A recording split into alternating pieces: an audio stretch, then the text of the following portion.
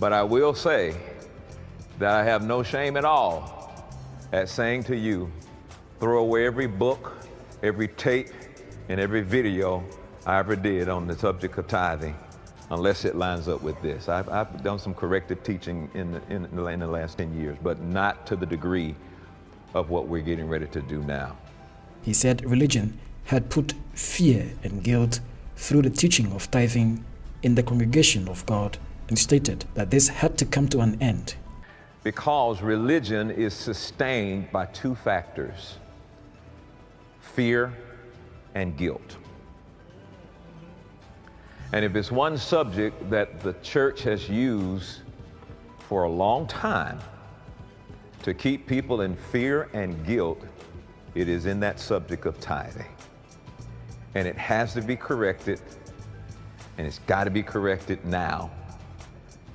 I may lose some friends, preachers may not ever invite me no more, but I think I've already been through that, so it doesn't matter.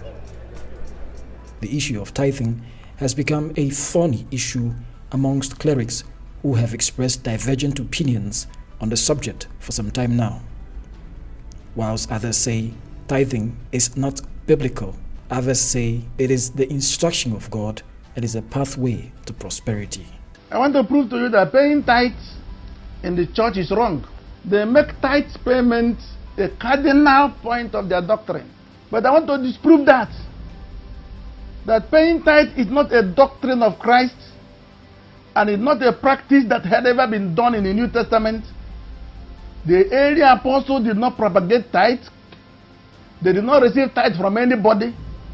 And it's not even enshrined in the epistles that people should pay tithe. I can tell you this: if you are not a tither, you end up a beggar.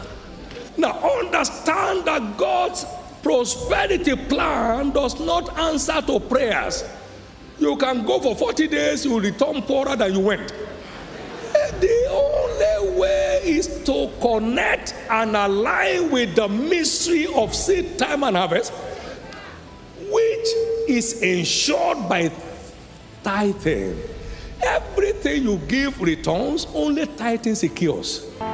All your increase, as you receive, a tithe of it, which is the 10th part of it, belongs to God. Now, he didn't say give it if it's convenient. He's laid a claim to it. He says it belongs to him.